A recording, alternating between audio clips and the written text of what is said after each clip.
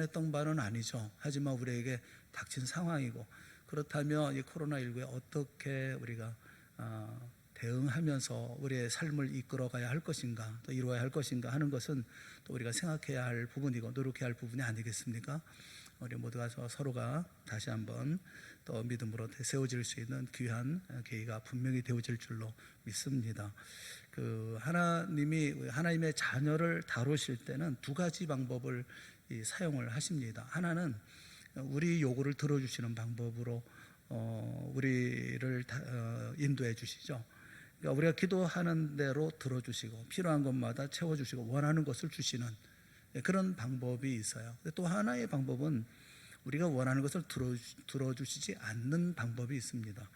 그러니까 우리의 요구를 들어주시는 대신에 우리가 더욱 가치 있고 차원 높은 곳에 눈을 돌리도록 만드시는 그런 길이 있죠. 그래서 예수 믿는 것에 대해서 우리의 욕구를 충족시키는 어떤 수단, 이런 쯤으로 생각하는 분이 계시다고 하면 하나님을 잘못 알고 계시는 것입니다. 신앙생활을 잘못하고 계시는 거예요. 우리가 믿음을 가지고 간구하면, 그러면 우리가 기도하는 모든 것은 100% 응답받아야 그래야 믿음 좋은 사람이다. 이것은 대단히 큰 오해입니다. 예수 믿는 사람이라면 뭐든지 다 잘 되어져야 된다, 이런 걸 가르쳐서 싸우려 축복론이라고 얘기를 해요. 이런 것은 성경적이지 않아요. 옛 속담 가운데 털어서 먼지 안 나는 사람 없다고 그러잖아요. 털면 다 먼지가 난다고. 우리 인생 가운데 어느 인생이든지 보일 때 어떻게 보이든지 간에 낙심할 만한 어떤 문제와 고통을 가지고 있지 않은 사람은 세상에 단 한 사람도 없습니다. 우리도 다 예외는 아니잖아요. 예수 믿는다고 해서 모든 문제가 다 사라지는 게 아니지 않습니까? 하나님은 한 번도 그렇게 약속하신 적도 없습니다. 그럼에도 불구하고 많은 분들이 예수 믿으면 모든 것이 다 해결된다고 하는 어떤 낙관적인 생각을 가지고 신앙생활 하다가 또 현실의 벽에 부딪히게 되어지면 쉽게 낙심하고 좌절하고 그런 경우를 자주 보게 됩니다. 사도 바울, 여러분 한번 생각해 보세요. 사도 바울은 우리와는 좀 다르지 않습니까? 사도 바울은 우리보다 몇 갑절이나 은사를 더 많이 가진 그런 사람이고, 또 사도 바울이 기도할 때마다 하나님은 놀랍게 응답해 주었던 기도의 사람이었죠. 그럼에도 불구하고 그가 일생 동안 고통스러운 일을 얼마나 많이 당했습니까? 우리가 읽었던 16절, 18절 요 말씀 이전에 8절, 9절 말씀에 보면 그런 거의 날마다 사방으로 우겨쌈을 당했고 또 답답한 일을 당한 것이 한두 번이 아니었습니다. 복음을 전하다가 돌팔매질 여러 번 당했고 매도 수없이 맞고 감옥도 드나들기를 밥 먹기도 했죠. 이렇게 극심한 박해를 받고 거꾸로 때림을 당하는 그런 바울을 보면, 바울이 그렇게 믿음도 좋고 기도도 많이 하는 사람이 왜 이렇게 많은 문제를 안고 인생을 이렇게 힘들게 살아가는가 하는 의문이 들지 않습니까? 그가 그 사도였기 때문에, 또 말씀을 전하는 사람이었기 때문에 그렇다는 것이겠어요? 그렇지 않은 사람은 다 그럼 응답된다는 것입니까? 솔직히 말해서 아무리 믿음이 좋고 또 기도를 많이 한다 하더라도 문제는 다 있어요. 문제가 사라지지 않고 그대로 남아있는 경우가 참 많이 있습니다. 기도 많이 하시는 믿음 좋은 분들도 문제가 있잖아요. 그러면 하나님이 잘못된 겁니까? 아니면 내 믿음이 잘못된 것입니까? 그렇지 않아요. 여러분 성경을 좀 더 자세히 읽어보시면 하나님이 믿음의 사람을 여전히 문제와 고통 속에 있게 하시는 데는 특별한 목적과 그 이유가 있기 때문이라는 것을 우리가 성경을 보면 알게 되어집니다. 우리가 당하는 문제와 고통 앞에서 낙심하지 않도록 하기 위해서 그 이유를 분명히 우리는 알아야 되는데, 오늘 본문의 말씀에 보면 사도 바울은 자신이 당하고 있는 세 가지 문제를 예를 들면서 그럼에도 불구하고 우리가 낙심하지 말아야 된다라는 분명한 이유로 우리에게 설명을 해주고 있어요. 그 세 가지를 16절, 17절, 18절에 이렇게 각각 말씀을 해주고 있어요. 첫째가 뭐냐면 겉사람 때문에 낙심하지 말라라는 것입니다. 16절에 있는 말씀 우리 한번 다 같이 읽어볼게요. 16절 같이 봅시다. 시작. 그러므로 우리가 낙심하지 아니하노니 우리의 겉사람은 낡아지나 우리의 속사람은 날로 새로워지도다. 아멘. 바울은 겉사람은 낡아진다 그렇게 말씀을 해요. 여기 낡아진다고 얘기하는 디압데이로라는 말은 수동태로 쓰여졌습니다. 수동태예요. 당하는 거예요. 그러니까 파괴가 되는 거예요. 부패가 되는 것이고 점점 시들어져 가는 것입니다. 이런 뜻을 가지고 있죠. 점점 갈수록 시들어지는 거예요. 내가 원하는 것은 아니지만 내가 당하는 입장이라는 거죠. 우리는 한때는 참 젊잖아요. 또 그리고 건강하고 생기가 흘러넘치고 그러지 않습니까? 그런 젊은 날이 있었잖아요. 어때 요즘에는 여러분들 거울 보는 거 좋습니까? 나이가 들면 집에서 제일 먼저 사라지는 게 거울이잖아요. 이 거울 보기가 싫잖아요. 거울 보면 웬 사람이 거기 서 있지? 이런 생각이 들지 않습니까? 저보고 어떤 분은 자꾸 오랜만에 만나면 목사님 흰머리가 많아졌어요. 그렇게 얘기하는 사람이 듣기 정말 싫어요. 왜냐하면 저는 원래 흰머리예요. 이게 염색을 해서 까맣게 하는 거지. 그 아이가 대학 들어가면 내가 흰머리로 해야지. 근데도 대학 들어갔는데도 아직 저는 젊게 생각이 돼가지고 아직도 머리를 이렇게 하고 있거든요. 사람이 이렇게 거울을 보면 많이 늙었구나 뭐 이런 생각이 들지 않습니까? 고린도후서를 기록할 당시에 사도 바울의 나이는 40대 후반이나 50대 초반쯤 아니었을까 그렇게 생각을 합니다. 지금이야 40대 50대면야 뭐 날아다니는 나이라고 할 수 있겠지만 당시 50대는 노인네거든요. 노인이고 뭐 많이 산 사람이거든요. 바울이 타고난 믿음의 사람임에도 불구하고 늙는 것에 대한 어떤 아쉬움도 있지 않았는가 하는 생각이 들어요. 그렇지 않겠습니까? 인간이기 때문에 그런 거 아니겠어요? 늙는 거 좋아하는 사람이 누가 있겠어요? 나이 드는 거 그런 거에 대한 자랑스럽고 뭐 이렇게 생각할 사람이 누가 있겠습니까? 그냥 아쉽죠. 늙는 거 좋아할 사람은 없어요. 우리 옛날 노래 가운데 보면 노새 언제 놀아요? 젊어서 노새. 예, 얼마나 잘하는지 몰라. 젊어서 노새. 왜 젊어서 놀아야 됩니까? 늙어지면 못 놀아서. 늙으면 이제 열심히 일하고서 그때 이제 놀아야지 그랬더니 힘이 없어 못 놀겠다고 그런 분들이 계셔요. 인생은 즐겨야 된다 뭐 이런 모토를 가지고 살아가는 분들이 있습니다. 이런 분들은 자신이 늙는 거, 자기가 나이 들어가는 것을 얼마나 안타까워하는지 몰라요. 또 얼마나 두려워하는지 모릅니다. 안 늙으려고 애를 쓰고 그래요. 여러분, 그런데 즐긴다고 하는 게 뭐겠어요? 논다라는 게 뭡니까? 노새 젊어 노새, 이거 낭비하고 허비하는 그런 생활을 얘기하는 거 아닐까 싶어요. 이런 걸 논다, 뭐 즐긴다 이렇게 얘기하는 건가 보다 그런 생각이 듭니다. 여러분, 인생 살면서 그래 즐거워하면서 살 수는 없나요? 고생 가운데 행복한 고생은 없나요? 어떤 분은 한평생 일만 하며 사셨어요. 제가 볼 때는 평생 아는 건 직장, 그리고 가정, 그리고 교회, 그것밖에 몰라요. 뭐 살아가는 길에 매번 그렇게 열심히 사셨어요. 근데 그분의 마지막 이야기는 그렇게 말씀하시더라고요. 자기는 너무 행복하게 인생 살다 간다고요. 제가 볼 때는 뭐 산 게 없어요. 뭐 취미도 없고요. 뭐 특별히 뭐 놀러 다닌 것도 없고요. 뭐 여행 다니거나 그런 것도 좋아하는 분도 아니고. 근데 자신은 행복하게 인생을 살았다. 그렇게 얘기를 하더라고요. 어떤 책에 보니까 50대, 60대를 가르쳐 얘기하면서 50대를 50대다라고 얘기하지 말라는 겁니다. 자기는 50대라고 얘기하지 말라는 거예요. 무슨 얘기를 하냐면 자신은 30년 경력을 가진 20대라는 겁니다. 무슨 말인지 아시겠죠? 60대는 40년 경력의 20대라는 거예요. 여러분 마음은 어때요? 20대잖아요. 그죠? 경력만 30년, 40년 된 거 아니겠어요? 여러분, 나이가 들면 겉사람은 반드시 낡아지게 마련입니다. 사람은 늙고 병들고 그리고 약해지는 것은 피할 수 없는 사실이에요. 그럼에도 불구하고 사도 바울은 낙심할 이유가 없다, 그렇게 얘기하고 있는 것이거든요. 낙심할 필요가 없다. 왜냐하면 우리에게는 겉사람만 있는 게 아니라 속사람도 있기 때문에 그렇다라고 말씀하고 있어요. 시간이 지나면 우리의 겉사람은 낡아지지만 시간이 지날수록 속사람은 날로 새롭게 되기 때문이다 라고 설명을 하고 있습니다. 여러분, 나이가 먹어감에 따라서 우리의 영적인 자아는 점점 날이 갈수록 더 새로워지죠.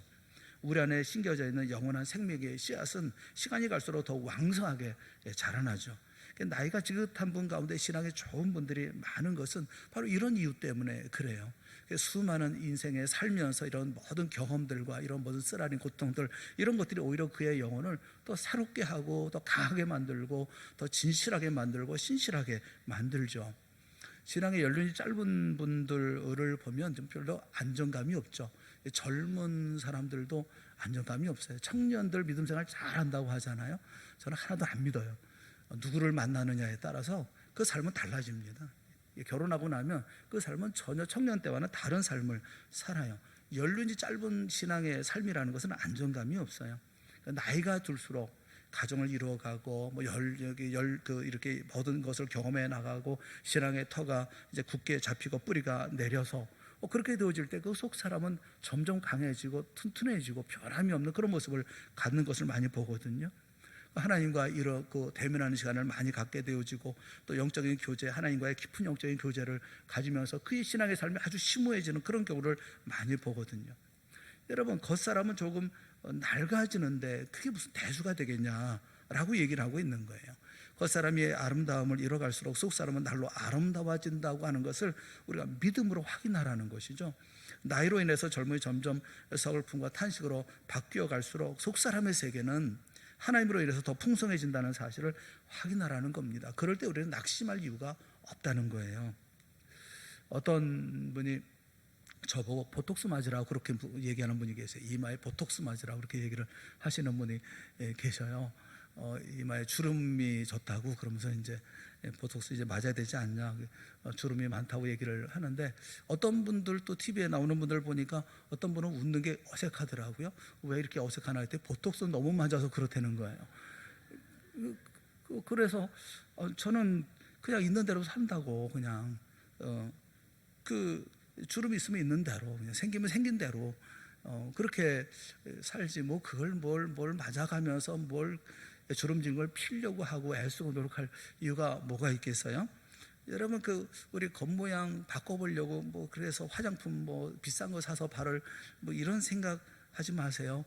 어떤 분이 그 외국에 갔다 오시면서 저한테 이 선물을 하나 가져오셨는데, 그 선물이 대림이에요. 대림인데 조그만 대림이에요. 이게 뭐에 쓰는 거냐 했더니 주름살 피는 대림이래요. 그래서 이렇게 대리면 이렇게 주름살이 펴진다는 거예요. 아니, 뭐 별게 다 있다, 그런 생각이 들더라고요. 젊고 아름답게 만들고 싶은 게 사람의 욕심인가 봐요. 젊게 보인다 그러면 좋고 뭐 이렇게 기분도 좋고 그런 거 같아요. 그런데 여러분, 오히려 그래 젊게 보이려고 뭐 이렇게 애쓰고 노력할 이유가 뭐가 있나 싶어요. 오히려 그 시간에 그 비용을 가지고 속 사람을 더 이렇게 강건하게 만드는, 아름답게 가꾸는 일에 써야 되지 않을까 싶습니다. 겉사람은 주름지게 마련인 거예요. 이 겉사람 때문에 너무 신경을 쓰지 않았으면 좋겠어요. 여기 겉사람은 우리가 낙심하지 않는데, 왜냐하면 겉사람은 낡아지지만 가면 갈수록 우리는 약해지고 다 뭐 부족하죠. 하지만 속사람은 날로 새로워지기 때문에 낙심할 이유가 없다. 사도 바울은 그렇게 지금 말씀하고 있는 것이거든요. 첫째 말씀하고 있는 게 겉사람 때문에 낙심하지 말라. 보여지는 거 뭐 어떻게 보느냐 뭐 낙심하지 말라는 거예요.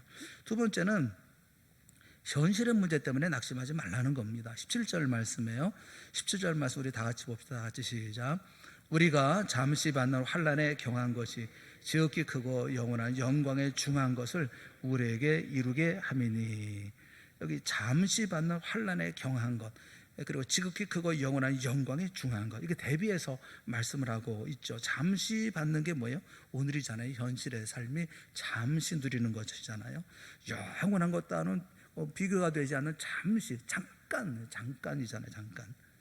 바울은 실제로 낙심할 일들이 많았죠. 그거는 육체의 가시가 있었어요. 고린도후서 12장 7절에 보면 내 육체에 가시고 사단의 사자를 주셨으니, 그렇게 표현하고 있어요. 사단의 사자라고 표현할 만큼 몸에 육신에 가시가 있었다. 그러니까 안팎으로 어려움이 많이 있는 거죠. 수도 없이 어려움을 많이 당했습니다. 하지만 사도 바울은 낙심하지 않았어요. 자기가 현실적으로 받는 고통과 문제들을 잠시 받는 것으로 봤기 때문에 그래요. 잠시 받는 거예요. 잠시. 그래서 잠시 받는 이것은 오히려 가볍다, 경한 거다, 가볍다, 이렇게 생각하는 거예요. 여러분, 그때 당시는 죽을 것 같았잖아요. 그 시간 지나갔나요? 안 지나갔나요? 다 지나갔잖아요. 오늘도 참 어렵고 힘든 그런 마음에 무거운 짐이 있는 것처럼 보여지지만 이 시간도 지나갑니다. 잠시 지나가요. 잠시. 그리고 그것은 지나가 생각해보면 대단한 게 아닌 거예요. 여러 가지 문제와 고통을 당할 수 있지만 낙심할 이유가 없습니다. 왜냐하면 영원한 그 내세의 영광과는 비교가 안 될 정도로 오늘의 삶이라는 것은 순간적이고 가벼운 것에 불과하기 때문에 그래요. 여러분, 장례에 가면 어떤 생각을 하십니까? 장례식장에 가서 여러분 문상도 가고 그러잖아요. 무슨 생각을 하십니까? 나도 언젠가 많은 사람들이 모여서 이렇게 예배드려 내 사진 앞에서 예배드릴 날이 분명히 오겠다는 생각을 안 하시나요? 잠시 지금 내가 살아있고 저분은 하나님의 나라 같지만, 그러나 어느 날 어느 순간 금방 옵니다. 그는 어느 날 나는 내 사진이 저 위에 놓이게 되어질 것이고, 많은 분들이 추억하면서 아마 예배할 수 있는 그날, 예배하는 날이 분명히 올 거예요. 여러분, 이게 우리가 만나는 이런 오늘이라는 현실이라는 시간이 잠깐 지나가는 것이거든요. 그래서 여러분, 우리가 어떤 생각의 배경을 가지고 살아가느냐 하는 것은 굉장히 중요한 거예요. 무슨 생각을 가지고 살아가느냐, 문제를 바라보는 여러분의 생각에, 그다음 인생의 배경에 이 모든 것이 현실입니까? 아니면 영원한 하나님의 나라의 영광입니까? 여러분의 삶의 배경이 뭐냐는 거죠. 영원한 하나님의 나라에 대한 영광이 여러분의 배경입니까? 아니면 현실입니까? 만약 우리가 보는 배경이 다르다고 하면 현실을 보는 눈 완전히 달라질 수밖에 없죠. 하나님이나 내세 소명도 없이 세상 문제를 바라보면 참담하죠. 억울하죠. 속상하죠. 뭐 이런 거 아니겠어요? 예수 그리스도에 대해서 아는 것도 없고 현재 삶에 대해서 대한 목적이라든가 의미도 모르는 사람이 세상 문제를 볼 때 얼마나 막연하고 암담하겠어요. 이 성도가 세상 사람과 다른 점은 그 배경이 다르다는 겁니다. 정확하고도 분명한 배경을 가지고 있다는 거예요. 우리는 삶의, 생각의, 인생의 배경이 다르다는 거예요. 그 배경이 바로 하나님이고 우리 주님 예수 그리스도라는 거죠. 영원한 내세를 바라보고 우리가 삶을 산다는 거예요. 내세를 배경으로 현실을 바라보기 때문에 현재의 세상의 문제를 바라보는 관점, 이것이 세상 사람과는 전혀 다를 수밖에 없다는 것입니다. 인생의 모든 배경은 현실의 것이 아니에요. 주님과 함께 늘 영원한 영광이지. 그것을 늘 생각하면서 오늘을 바라보는 것이거든요. 로마서 8장 17절에 보면 우리가 당하는 고난을 무슨 배경 앞에 놓고 보아야 하는가를 명료하게 말씀을 하고 있어요. 우리 한번 다 같이 봅시다. 시작. 자녀이면 또한 상속자 곧 상속자요 그리스도와 함께한 상속자니 우리가 그와 함께 영광을 받기 위하여 고난도 함께 받아야 할 것이니라. 아멘. 우리가 상속자, 우리 하나님의 자녀, 그리스도와 함께한 상속자라고 하면 그와 함께 영광을 받기 위해서 고난도 함께 받아야 하지 않겠냐, 그렇게 말씀하고 있는 거죠. 그 내세 영원한 영광이라는 것을 세 가지로 딱 구분해서 얘기하기가 좀 어렵긴 하겠지만, 뭐 굳이 얘기하자 그러면 한 세 가지 정도. 첫째가 뭐냐면 우리가 거룩한 흠이 없는 아들로 하나님 앞에 설 존재라는 거죠. 우리는 하나님 앞에 설 존재예요. 거룩하고 흠이 없는 자로서. 에베소 1장 4절 이후에 말씀해 보면 장차 우리 주님이 오실 때 우리는 부활할 것을 말씀하고 있죠. 그리고 거룩하고 흠이 없는 하나님의 아들로서 주님 앞에 서게 되어질 것을 말씀을 해요. 장차 우리는 하나님 앞에 서게 되어질 것입니다. 흠 없는 아들로, 거룩한 아들로 서게 되어질 것입니다. 그 모습을 상상해 보라는 거죠. 또 하나는 완전한 행복이에요. 요한계시록 21장 3절 이하를 보면 하나님과 함께 영원히 거하면서 하나님이 우리의 눈에 눈물을 씻어주실 것인데, 그때 그곳에는 애통하는 것이나 죽음이나 곡하는 것이나 아픈 것이 없는 완전 무결한 행복한 자리에 대해서 말씀을 하고 있거든요. 우리가 장례식 가면 항상 요한계시록 21장에 있는 이 말씀, 새 하늘과 새 땅에 대해서 말씀을 하고, 또 요한계시록 3장에 있는 말씀을 우리가 얘기를 하지 않습니까? 그 모든 말씀들을 보면 영원한 나라에서 신세마포를 입고 종려가지를 흔들면서 할렐루야 찬송하고 있는 그 많은 성도들, 그 성도들의 무리 가운데 우리는 언제 거기에 있지 않겠어요?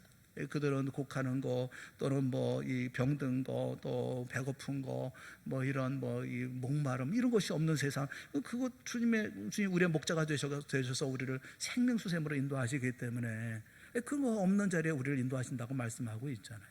영원한 나라는 바로 그와 같은 나라를 말씀하고 있죠. 또 한 가지 더 얘기하자면 그것은 완전한 정의의 실현이죠. 여러분, 하나님은 우리에게 원수 갚지 말라, 너희들이 원수 갚지 말라, 그렇게 말씀하셔요. 왜냐하면 하나님이 갚으실 것이기 때문에. 하나님이 마지막 때에 우리 대신에 모든 원수를 갚아줄 것을 말씀하죠. 직장에서 삶을 살다가 청량절박하게 우리가 직장생활을 하다가 보면 그것 때문에 오히려 밀려나는 경우도 나고, 또 손해보는 분들도 있잖아요. 사업을 정직하게 하다가 그것 때문에 오히려 낭패를 당하는 경우도 있지 않습니까? 또 이웃에게 호의를 베풀었는데, 선을 베풀었는데 오히려 선을 악으로 갚는 바람에 억울한 그런 마음을 갖고 계신 분도 계시잖아요. 우리가 의롭게 살려다가 불이익 당하는 경우가 얼마나 많습니까? 우리는 그런 시편의 기자처럼 그런 마음을 갖고 살 때가 있죠. 호세아처럼 왜 악한 자들은 저렇게 성공하고 잘 되는데, 그런데 의롭게 살려고 하는 사람은 왜 고통을 당합니까? 왜 이 세상이 이렇게 모순투성입니까? 이런 질문을 가질 수가 있잖아요. 그런데 하나님은 반드시 갚으신다 말씀하고 있죠. 악인들이 일생 동안 범했던 죄악을 다 토해놓고 성도들을 괴롭혔던 사단은 그 사정없이 허리가 꺾인 채 음부에 떨어지게 되어질 것이고, 거룩한 자녀들로 하여금 피눈물 흘리게 했던 수많은 무수한 악인들은 지옥으로 떨어질 것에 대해서 말씀하고 있잖아요. 그들의 마지막 날을 생각해보라, 그렇게 말씀하고 있지 않습니까? 여러분, 오늘 우리가 다 하고 이런 모든 것들은 잠시 지나가는 것, 이렇게 생각하고 지나갈 수 있잖아요.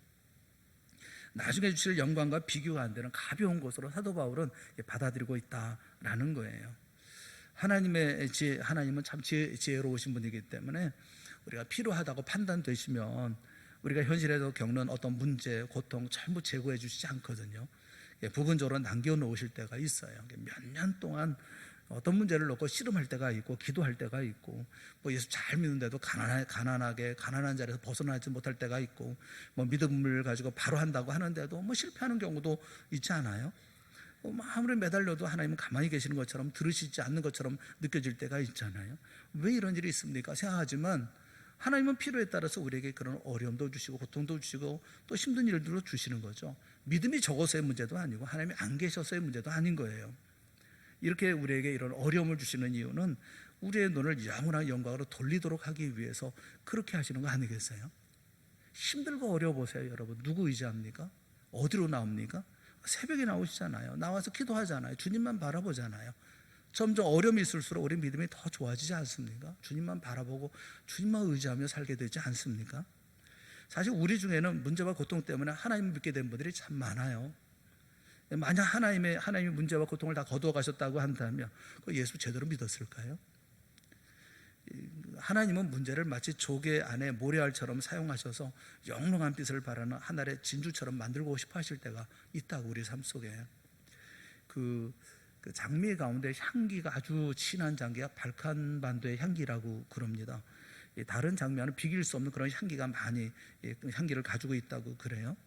그러니까 어떤 분이 그곳의 향기가 왜 이렇게 독특한 향기를 가지고 있는지 그 이유를 알고 싶어서 아마 그것을 방문해서 아마 살펴보았던 것 같아요. 장미를 재배하고 채취하는 모든 과정을 유심히 관찰했는데 놀라운 것을 보았답니다. 그게 뭐냐면 이 사람들이 밤 1시부터 2시 사이에, 그러니까 새벽 1시, 2시 그 사이에 가장 캄캄할 때 장미를 채취한다는 거예요. 이분이 생각하기에 무슨 미신 같은 건가? 뭐 이렇게 생각을 했다는 거예요. 나중에 알고 보니까 그게 상당히 과학적인 이유가 있는데, 그 낮에는 그 장미의 향기가 한 40% 정도가 감소된다는 겁니다. 낮에 해가 있을 때는 향기가 40% 감소된다는 겁니다. 그런데 이 발칸의 이 장미는 아주 어두운 밤이 되었을 때 비로소 최고의 향기를 낸다는 거죠. 1시, 2시 그때 이 장미를 따 향기가 최고일 때 이 장미를 딴다는 거예요. 여러분, 하나님 앞에 아름다운 믿음의 향기를 내는 분들을 여러분 살펴보세요. 믿음 생활 잘하고 성실하고 순전하고 그런 분들을 여러분 살펴보세요. 그분들 가운데서 고통하고 씨름하고 인생의 어두운 밤 안 지는 분이 있는가 보세요.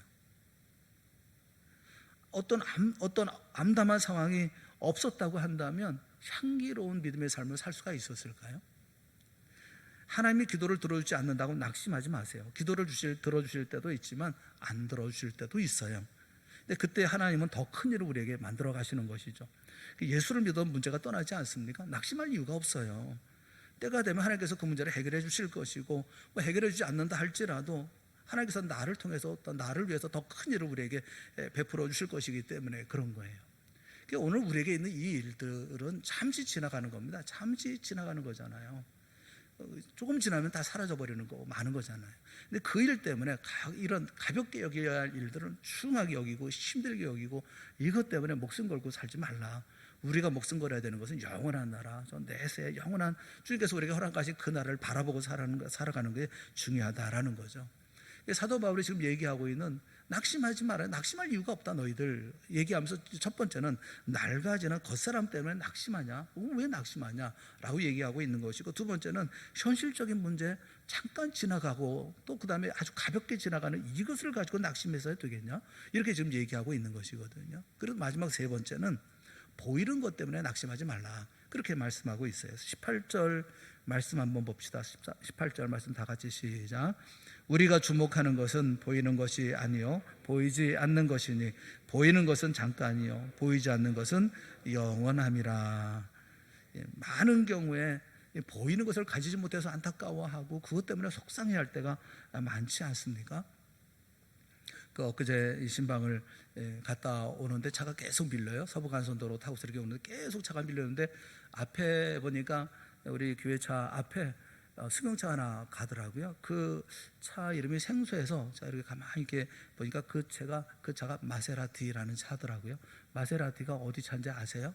모르시죠? 예, 잘 모르실 거예요. 저도 몰랐으니까. 이태리 차더라고요.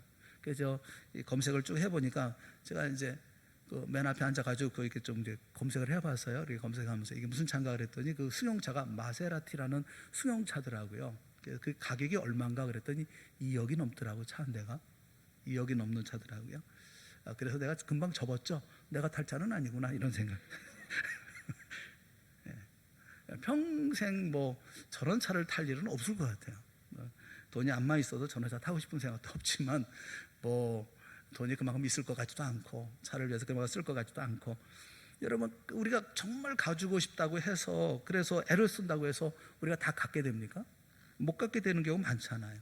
어떤 경우에는 거의 손에다 넣었다 싶었다 하는 그런 어떤 찰나에 놓쳐버리는 그런 기가 막힌 일들도 여러분 경험하잖아요. 야 이건 분명히 됐다라고 생각했는데 어느 순간 확 날아가 버리는 그냥 한숨만 나오는 그런 일이 있잖아요. 이런 현실이 우리를 매우 고통스럽게 하고 어떤 때는 낙심하게 할 때도 있더라는 거예요. 그런데 사도 바울은 뭐라고 얘기하느냐면 보이는 것은 잠깐이라는 거예요. 보이는 것은 잠깐이고 지나가는 거다. 이 사실을 여러분 기억해야 되지 않겠어요? 우리에게는 보이지 않는 영원한 것이 있기 때문에 그것을 바라보며 오히려 감사하며 삶을 살아가는 그게 바로 우리 성도들의 모습 아니겠습니까? 사단은요 이 성도들 앞에 항상 아름다운 거, 뭐 유혹할 만한 거 그런 걸 다 펼쳐 보이고 자꾸 그런 쪽으로 이제 자꾸 우리를 유혹해요. 심지어 예수님한테도 광야에서 시험할 때도 그렇게 하지 않았습니까? 예수님 시험할 때 예수님을 높은 산에 데리고 올라가 가지고 그래서 보여주잖아요. 천하만국의 아름다운 것과 부경어를 다 보여주잖아요. 만약에 잘못 생각했죠. 예수님한테 그걸 보여준다 한들 예수님께서 그걸 넘어가겠어요? 혹하겠어요? 사람한테나 그렇지 우리한테 그런 거 보여주면 혹시 모르겠어요. 이 목사 이거 다 줄게 엎드려 절해. 그러면 굉장히 고민할 것 같아요. 절할까 말까 이렇게 목사지만 우리는 그렇지만 예수님이야 그렇게 하겠어요? 근데 이렇게 보여주는 이유가 뭐냐면 눈에 보여지는 것이 우리의 욕심을 일으키기 때문에 그래요. 보면 욕심이 생기지 않습니까? 창피한 얘기긴 한데 중국에 가면은 그 짝퉁이 많아요. 중국의 시장에 가면 짝퉁을 사옵니다. 그 이름이 뭔지는 잘 저도 구찌인가 뭐 이런 그 백을 아이 걸로 제가 하나 사줬어요. 원래 구찌 진짜는 비싸잖아요. 근데 그거는 싸잖아요, 중국에. 근데 그 중국의 거는 가짜인데도 잘 만들었어요. 진짜처럼 보여지거든요. 어느 날 제가 그거를 가지고 이제 어디를 다녀와야 되는 일이 생겼어요. 그래서 전철 타고 이제 버스 타고 이러면서 제가 다녀올 일이 있어가지고 그래서 이제 제가 그 가방을 메고서 이제 그랬는데 제가 가만히 이렇게 오면서 이렇게 저를 가만히 돌아보니까 가방을 어떻게 맸냐면 구찌가 보이는 쪽으로 이렇게 메고 있더라고. 이렇게. 나 구찌. 좀 그런 거 별로 좋아하지 않는다는 생각이 들었는데 그런 거 매니까 또 그렇더라고요. 사람이라는 게 그런가 보다 그런 생각이 들더라고요. 이 짝퉁이에요. 저는 진짜는 못 사요. 비싸서. 근데 그런 거 사고 싶은 마음도 없지만 이 가짜를 사온 건데 가짜조차도 이게 마치 진짜인 것처럼 이렇게 보여주고 싶은 마음이 제 어떤 구석에는 좀 있었던 것 같아요. 정말 창피해서 얼굴을 못 들겠더라고요. 여러분 눈에 보이는 거, 갖고 싶은 거, 누리고 싶은 거 이런 것으로 우리를 유혹할 때가 참 많이 있고 이것 때문에 아주 으스내고 뭐 이렇게 하지 않습니까? 그렇게 하고 싶은 마음들이 많잖아요. 근데 여러분 그거 다 지나가는 거잖아요. 근데 보여지는 거, 보이는 거 잠깐이고 지나가는 거 거기 우리 관심을 갈 때가 얼마나 많아요.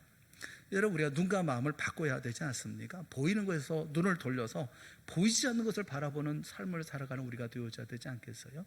그래야 여러분들 정말 존중받을 만한 사람들, 존경할 만한 사람들이 되는 거 아니겠습니까? 보이지 않는 것을 바라보며 살아가는 사람들을 존경하잖아요. 여기 그 주목하는 것은 보이는 것이 아니라 보이지 않는 것이다 말 때 주목한다. 주목한다라고 하는 말은 단순히 이렇게 보는 것을 얘기하는 게 아니에요. 여기 주목한다는 스코페오라는 이 말인데, 스코페오라는 말은 어떤 대상에 대해서 눈동자를 고정시킨 채 유심히 바라보는 거예요.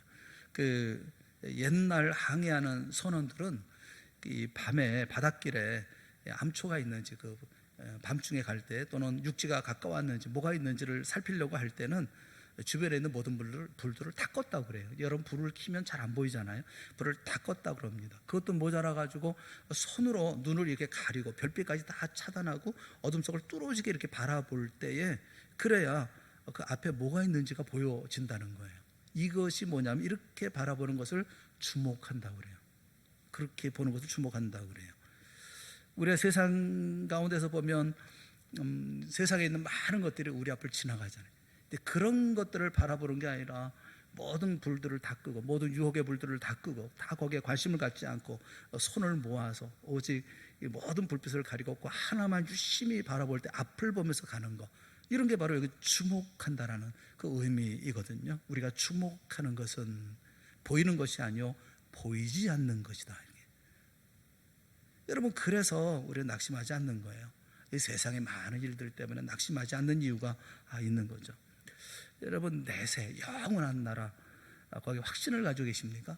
나에게 영원한 나라, 예비하신 준비하신 나라, 주님께서 만져가서 나를 위해서 예비하신 나라가 있다는 사실을 여러분 믿으십니까?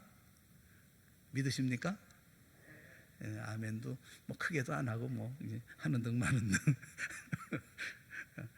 내게 있는 그 나라, 하나님께 주님께서 예비하신 그 나라가 있다고 하는 것을 우리가 분명히 안다면, 여러분, 집이 좀 누추하고 좀 뭐 호화스러운 가구가 없다 하더라도 긍지를 가지고 살아야 되는 거 아니겠어요? 내가 지금 살아가는 뭐 무엇을 입었든 뭘 메웠든 뭐 내가 어디에 살든 이게 중요하는 거 아니잖아요. 솔로몬이 그런 얘기 하지 않았습니까? 다 지나가는 거, 지나가는 바람을 잡으려는 것과 같이 헛된 것이다. 지나가는 바람 어떻게 잡겠어요? 그처럼 헛된 거다. 이렇게. 하나님은 이 썩거나 지나가는 것에 불과한 이런 것은 우리가 달라는 대로 주시지 않아요. 이런 것은 그렇게 함으로 우리가 보이지 않는 영원한 것에 믿음의 눈을 고정시키고 어두운 세상을 힘있게 전진해 나가는 그런 천국 백성이 되기를 하나님은 원하시는 것이죠. 소망이 없는 사람은 절망밖에 자초할 것이 없어요. 보이는 것만 갈망하고 허덕이다가 나중에 그것이 아무것도 아니라는 것을 알게 되면 절망과 낙담 속에 빠져버리고 마는 것이 아니겠습니까? 저는 간혹 그런 생각을 하거든요. 마지막 순간이 있을 때 그 마지막 순간을 내가 어떻게 맞이할 것인가 하는 생각이 많이 들더라고요. 여러분은 어떻게 마지막을 맞고 싶어요? 저는 좀 하나님 앞에 기도할 때 좀 맑은 정신으로 아이들한테 인생에 대해서 잘 얘기를 하고 좋은 교훈을 남기고 유언을 남기고 믿음 생활 잘하다가 천국에서 만나자, 그러고 세상을 떠나고 싶어요. 그냥 어느 날 한순간 확 이렇게 뭐 아이들과 만날 기회도 없이 그냥 떠나거나, 아니면 정말 정신이 좀 이렇게 온전하지 못해가지고 그냥 헛소리 하다가 세상 떠나거나 뭐 어떡하나 그런 생각이 있어요. 그러나 우리가 바라보는 영원한 나라 바라보고 그 나라를 생각하면서 우리가 산다 그런다면 삶에 정말 중요한 게 뭔가 하는 것이 우리가 더 분명해지지 않습니까? 사도 바울은 우리에게 그 얘기를 하고 있는 거죠. 우리는 낙심하지 않는다.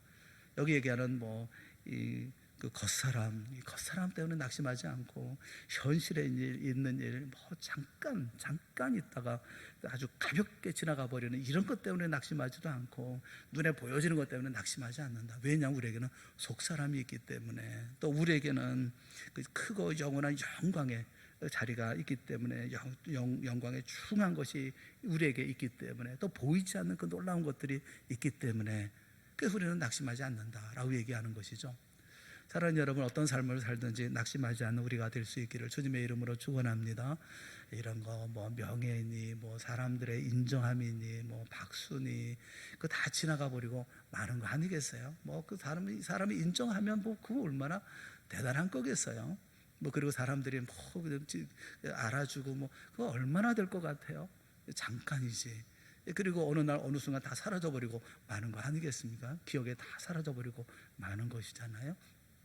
거기에 집중하지 마시고 예수 그리스도께 집중하고 우리 보이지 않는 영원한 나라에 대해 집중하고 또 그 나라를 위해서 살아가는 삶의 이런 모든 모습으로 이 땅의 삶을 열심히 살았으면 참 좋겠다, 그런 마음이 들어요. 오늘 공동회하고 또 이런 여러 가지 일들을 보면서 또 혹 실망하신 분들이 계실까 하는 생각이 들어서 좀 안타까운 마음이 있는데 실망할 거 하나도 없습니다. 우리에게는 또 기회가 있고요. 하나님께서 주신 날이 있고요. 내일이 있잖아요. 또 열심히 충성할 수 있는 힘이 있잖아요. 그럼 열심히 살고 또 다음에 또 하나님께서 나를 사용해 주시면 사용하시는 거고, 아니면 또 내가 내 자리에서 열심히 감당하면 되는 거고, 그렇지 않습니까? 주님 하시면 그만인 거 아니겠어요? 우리 성도 모두가 이 같은 믿음의 마음을 가지고 이기고 승리하는 놀라운 역사가 있기를 주님의 이름으로 축원합니다. 우리 함께 기도하겠습니다. 사랑의 하나님 아버지, 우리 모두에게 은혜를 베풀어 주시고 위로하시고 격려하여 주시옵소서. 나라는 인생 그 자체가 얼마나 소중한 인생인지, 주님께서 얼마나 사랑한 인생인지, 내 인생은 얼마나 귀중한 인생의 삶을 오늘 내가 살고 있는 것인지, 오늘 내가 하는 모든 일들이 주님께서 얼마나 기뻐하시고 내일 또 내가 감당해야 할 모든 일들은 얼마나 주님께서 기대를 가지고 계시는 일인지 잊지 않게 하여 주시옵시고, 알차게 살게 하시고 꽉 차게 살게 하여 주시옵시고, 또 영원한 나라 위해서 준비하는 삶을 살아가는 우리 모두가 다 되게 하여 주시옵소서. 어떤 결과로 우리를 인도하시든지 우리는 감사함으로 받고 아멘으로 우리가 순종하며 나아갑니다. 주여, 우리 모두에게 큰 은혜 베푸시고 우리 모두로 다시 한번 내일의 소망을 갖는 복된 날 되게 하여 주시옵소서. 예수님의 이름으로 간절히 기도드리옵나이다. 아멘.